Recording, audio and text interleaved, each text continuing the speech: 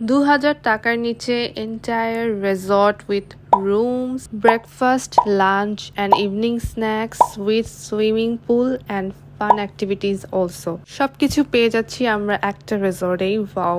High everyone, welcome back to my new another blog. আজকে আমি এমন একটা রিসর্টে নিয়ে যাচ্ছি তোমাদের, যেটা ডে লং ট্যুরের জন্য ভালো হবে এবং ফুল ফ্যামিলি যাওয়ার মতো একটা অ্যাফোর্ডেবল রিসর্ট।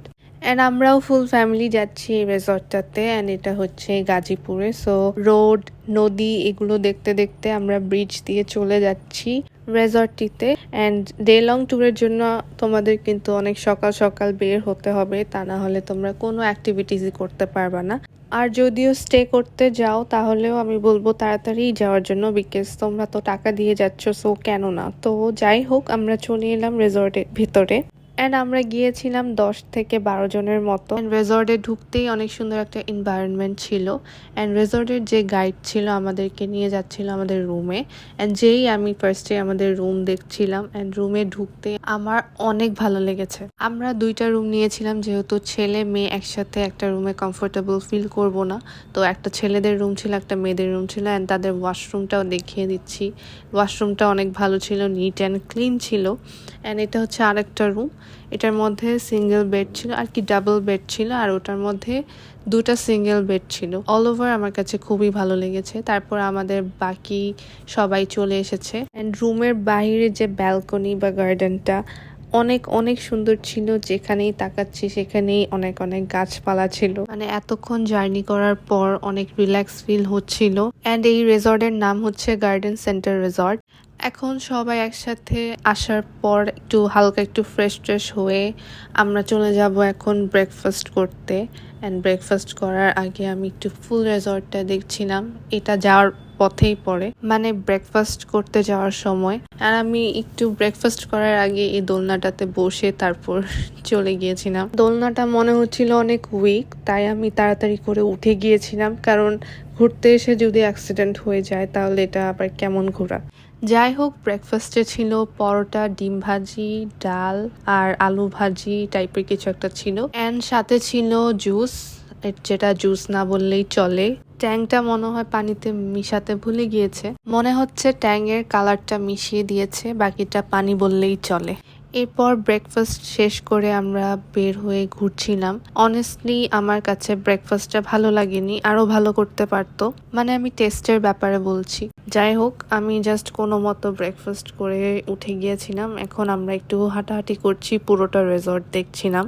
বাট একটা জিনিস ভালো ছিল যে তাদের রিসর্টটা পুরোটাই নিট অ্যান্ড ক্লিন ছিল, আর কোনো কিছু ময়লা হলেও সাথে সাথে ওরা ক্লিন করে ফেলে। অ্যান্ড এখানে অনেক অনেক বাতাস ছিল। অ্যান্ড সেদিনের ওয়েদারটা জাস্ট অস্থির ছিল।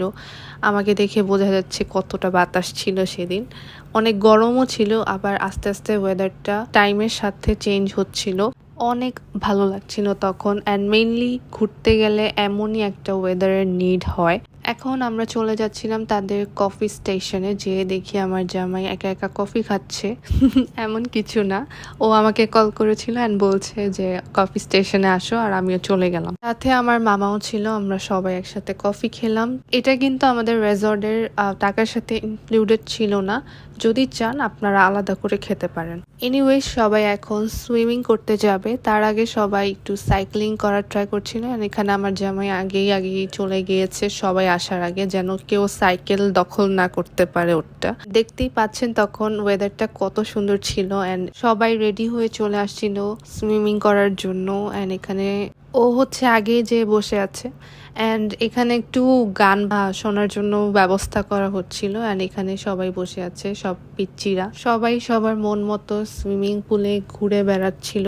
আমার কোনো রিসর্টের পানিতে সুইমিং করতে ইচ্ছে করে না, একটু করে মামাকেও দেখিয়ে দিলাম।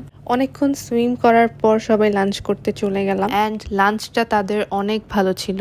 খাবার দাবার শেষ করার পর চলে গিয়েছি আমার ফেভারিট একটা প্লেসে, যেটা ছিল আমার এই প্লেসটা। কেউ যদি বলে আমাকে এন্টায়ার রিসর্টের আমার কোন জিনিসটা ভালো লেগেছে, আমি বলবো এই ট্রি হাউসটা। তবে এখানে কেউ ভয়ে আসতে চাচ্ছিল না, বিকজ বাতাসের কারণে এই ট্রি হাউসটা একটু ভালো মতো নড়ছিল, যে কারণে মনে হচ্ছিল যে ট্রি হাউসটা ভেঙে যাবে। বাট এমন কিছুই না, অনেক অনেক শান্তি লেগেছে আমার এখানে বসে। এখানে একটা রুম ছিল অ্যান্ড চারোপাশ ছিল একদম খোলামেলা।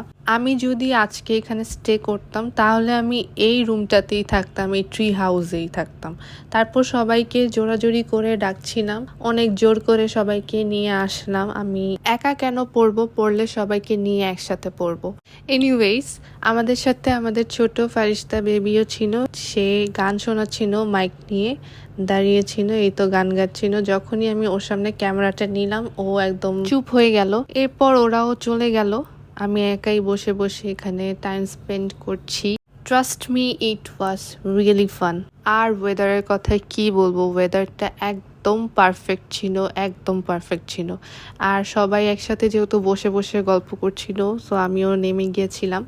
তারপর চলে গিয়েছিলাম অন্য একটা প্লেসে।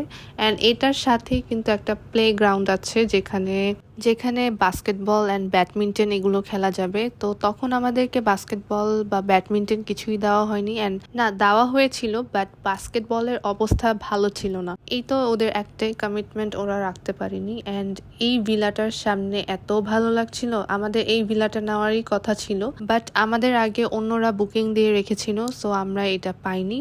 আর যেটা পেয়েছি সেটাও খারাপ না, ভিডিওতে তো দেখালামই। এরপর চলে গিয়েছিলাম সুইমিং পুলের ওই পাশটাতে, যেখানে একটা পুকুর আছে। অ্যান্ড এখানেরও অনেক বাতাস ছিল, অনেক ভালো লাগছিল অল ওভার। আমি বারবার বলছি, আমার কাছে রিসর্টটা খুবই ভালো লেগেছিল। অ্যান্ড দেখলাম আমাদের সবাই আইসক্রিম খাচ্ছে, সেই সাথে আমিও একটা আইসক্রিম নিয়ে নিলাম। তারপর এখন দেখো ওয়েদারটা কি সুন্দর, জাস্ট ওয়াও। এই টাইমটাতে কেউ ছিল না সুইমিং পুল সাইডে, সবাই যার যার ভিলায় চলে গিয়েছিল, একমাত্র আমি বাহিরে বাহিরে ঘুরছিলাম। আর মেইন কথা হচ্ছে, ওয়েদার যদি ভালো থাকে তাহলেই ঘুরে মজা লাগবে, আদারওয়াইজ না। অ্যান্ড এখন আমাদের বিকেলের স্ন্যাক্স রেডি হয়ে গিয়েছে। আর স্ন্যাক্সে ছিল পুরি, সিঙ্গারা, পানি। অ্যান্ড এগুলো আমার কাছে একদমই ভাল লাগেনি, টেস্টলেস। শুধু তাদের লাঞ্চটাই ভালো ছিল। আমাদের সবার পার পার্সন মোস্ট প্রবাবলি 1800 বা 1900 টাকা ছিল, with cottage, breakfast, lunch, evening snacks, swimming pool and everything. And আমরা যেহেতু ডে লং ট্যুরে গিয়েছিলাম, আমাদের এখন চলে যাওয়ার টাইম হয়ে গিয়েছে। তাদের এভরিথিং ভালো ছিল except breakfast and snacks. So yeah, আজকে এই পর্যন্ত। অ্যান্ড যেতে যেতে বৃষ্টিও পড়ছিল, অ্যান্ড এনজয় করতে করতে বাসায় চলে গিয়েছিলাম। Thanks for watching.